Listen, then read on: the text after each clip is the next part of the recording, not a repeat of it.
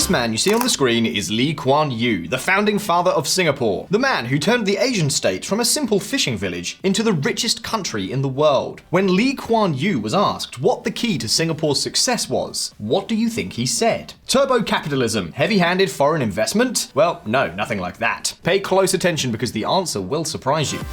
Air conditioning. Air conditioning was a most important invention for us, perhaps one of the signal inventions of history. It changed the nature of civilization by making development possible in the tropics. Without air conditioning, you can work only in the cool early morning hours or at dusk. The first thing I did upon becoming Prime Minister was to install air conditioners in buildings where the civil service worked. This was key to public efficiency. For Singapore's founding father, the key to success was to make it fresh. Of course, in many other interviews, Yew has talked about many other factors. But perhaps this idea of cool temperatures as an economic driver is not as crazy as it may seem at first glance. There is a very high correlation between a country being very hot and being poor. Think of Central Africa, South America, the Middle East. All three are regions with a lot of poverty, but also with scorching temperatures. GDP per capita appears to decline by as much as 8.5% for every degree that temperatures approach tropical levels. And it's not just that warm regions are poorer, it's that their rate of economic growth is also much smaller. That is, not only are they poorer, but when they do improve, they improve much more slowly. So the questions are clear. Is this a simple correlation? Or is there really more to it? Does heat really make us poorer? And if this is true, could global warming make us much poorer than we thought? Today on Visualeconomik, we tell you all about it.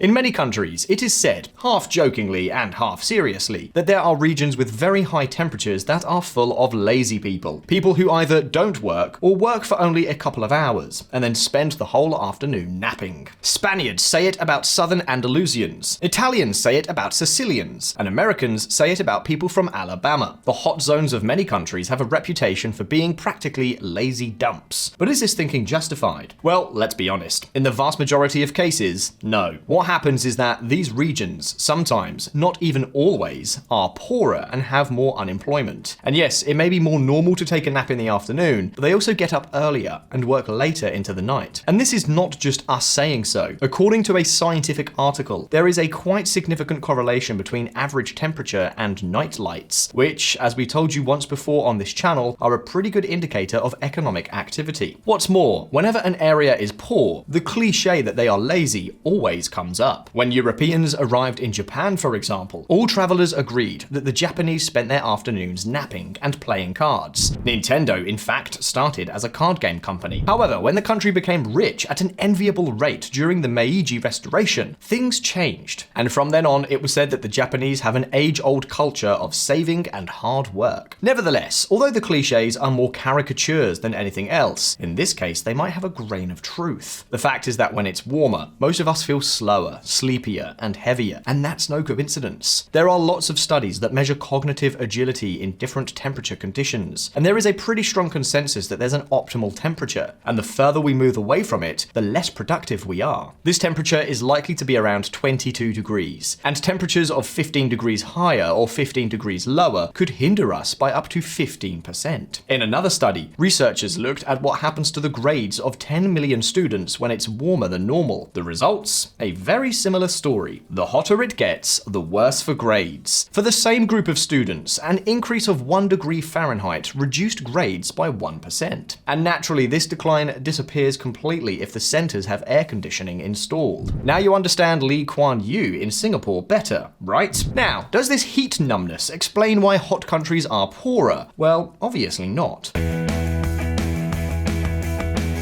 The effects exist, yes, but they are too small to explain such huge gaps. Fortunately, there are many other studies that have looked at this issue from another perspective, and probably the most important of these is that of Melissa Dell. In her famous study, she analyzed the evolution of GDP per capita and temperatures in 5,000 different regions around the world over nearly 50 years. So what were her results? When temperatures in a country were 1 degree higher than normal, the GDP grew 1.3% less. less, and the GDP per capita was reduced between 1.2 and 1.9%. But the most interesting thing is that this only happened in poor countries. In rich countries, the temperature fluctuation was irrelevant. Of course, this phenomenon has a very simple explanation. Poorer countries are more dependent on agriculture, and agriculture in turn is very susceptible to climate. And indeed, there is a pretty clear relationship. Melissa Dell estimates that an increase of 1 degree Celsius reduces agricultural production in these countries by 2.66%. But be careful, because the harmful effects go much further. A similar increase of 1 degree Celsius reduces industrial production in poor countries by 2%, which also negatively affects their exports. This is very important because poor countries often have debts with organizations, such as the International Monetary Fund, which, although they are very generous, do have to be paid. And they are usually paid in dollars. And how do these countries get dollars? Exactly, through exports. Yet, one of the most surprising and also one of the most significant results is that rising temperatures tend to cause political instability. And no, we're not talking about more polarization on social media. We're talking about the heat increasing the likelihood of a violent coup. So to summarize, heat leads to less agriculture, less industry, for some reason that is not yet entirely clear, and much more political instability. Is this the ultimate conclusion? Well, no, let's not go so fast.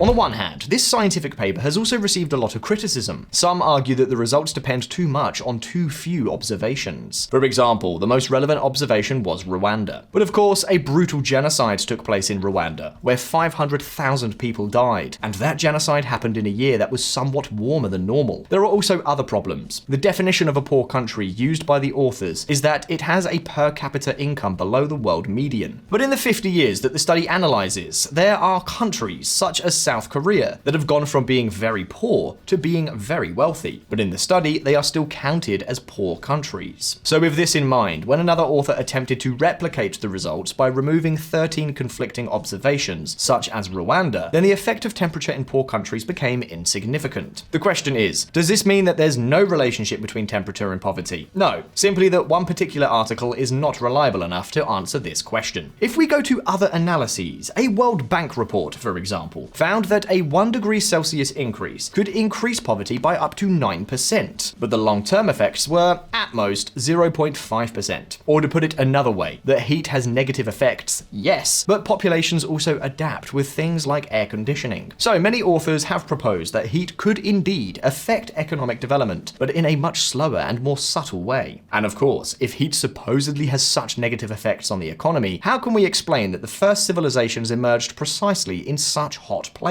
Think about it. Egypt, China, Mesopotamia, the great pre-Columbian civilizations. Come on, the first cases of economic success were not exactly coming out of Canada or Northern Europe. Now, what if I were to tell you that this is not a point against the theory, but rather quite the contrary?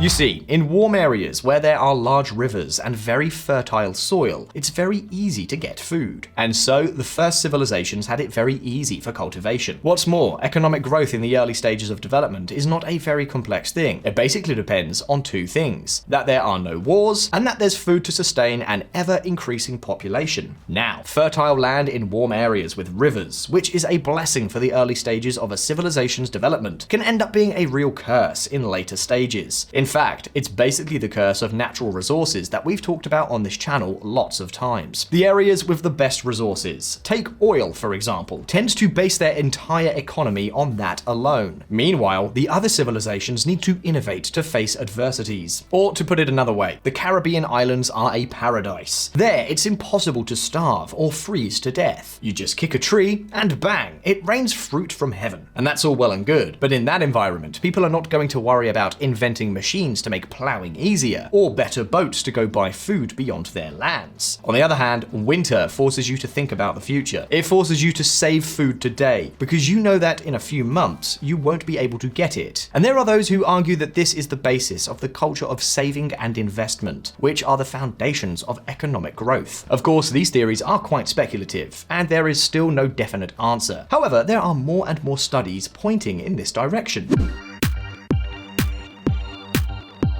But do you want more examples? Warm regions have another very important difference with cold regions: the number of pests and parasites. Earlier, we said that the first civilizations were born in the fertile areas of warm regions. And yes, this is where agriculture was going swimmingly. Plants grow practically on their own. However, the problem is not when it comes to planting, but when it comes to harvesting. Most farmers in the Nile found their crops devoured by insects. This is still better than no agriculture at all, but it's to be expected that agriculture thrived in less fertile areas, such as much of Europe, where there were no pests. Later, the lack of fertility was compensated for with machines and new agricultural techniques, such as crop rotation or the selection of seeds with specific characteristics, and the problem was solved. As well as pests, there are also many more diseases in hot areas, and since many of these diseases are contagious, large cities become unviable. And yes, this was also happening in Europe, where there were huge epidemics, but in many cases, they were mild enough for the humans living there to develop antibodies. And when a really big epidemic came, like the Antonine Plague, Rome fell soon after. And it took 1,000 years for a city with the same number of inhabitants to replace it. In other words, that perhaps a city of Rome's size in ancient Egypt would have suffered many more epidemics. On top of that, being constantly subjected to the pressure of illness could have another very negative consequence. When we get sick, our body tries to heal us, but that is a very costly process in terms of energy. And where does the body get its energy from? By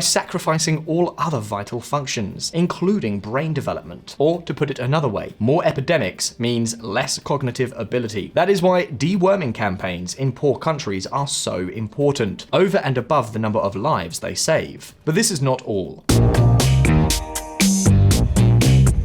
Areas highly subject to disease have a reproductive strategy that is much more focused on having many children, and, well, only some will survive. In the tropics, for example, the fertility rate is 50% higher than in countries with the same income level. This means that if a cold country with GDP per capita of $5,000 has 2.6 children per woman, in a tropical country, they would have 5. These tropical regions also have an 8% lower life expectancy than other equally rich but colder countries. And of course, this reproductive strategy is fine for survival, but it's not ideal for economic growth. In colder regions, people have fewer children, but they devote more resources to them, so their human capital is much greater. And this is not just talk for the sake of talk. It's been proven that the higher the temperature, the more problems parasites cause, and that this implies a reproductive strategy of fast life. That is, having many children, but dedicating few resources to each one, because mortality is very high. And this lifestyle also has a very high correlation with lower cognitive capacities, which in turn are worsened by the direct action of parasites and, to a lesser extent, of temperature. In other words, all the factors feed back on each other. Of course, this is not the whole story.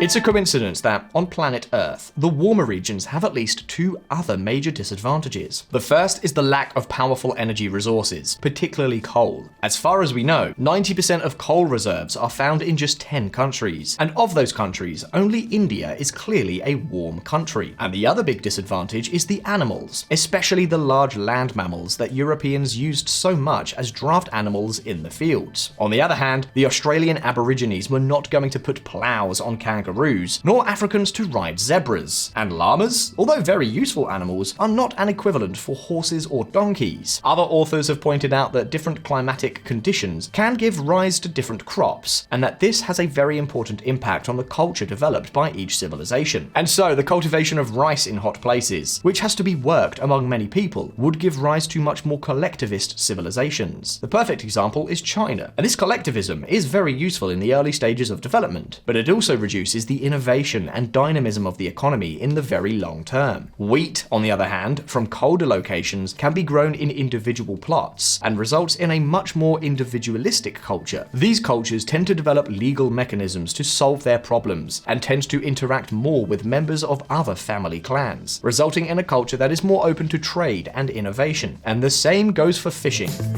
Lake fishing is individualistic, but sea fishing requires a collective effort. The authors of a paper found that the lake fishermen are much more willing to engage in competition, perhaps having seen that individual effort pays off. To summarize, no result is completely conclusive, but it's most likely that hot regions have trouble growing economically because the high temperatures and geography of the location, in a very indirect way, have given them institutions that are not the best for modern economic growth. So here we have to contradict Lee Kuan Yew. Yes, Yes, air conditioning may be a lifesaver for many countries, but it will not solve the underlying problems. But even so, countries like South Korea show that if a country wants to, it can change centuries of economic backwardness in just a few decades. But at this point, it's your turn. Do you think there really is a relationship between temperature and poverty, or is it just a correlation? Are temperature spikes relevant, or does climate matter more in the very long term? Does it make sense that in colder climates, people need to be more forward-thinking and innovative? You can leave me your answers in the comments. And as always, don't forget that here on Visualeconomik, we release new videos every week. So subscribe to this channel and hit the little bell so you don't miss any of our updates. If you like this video, like it, and I'll see you in the next one. All the best. See you next time.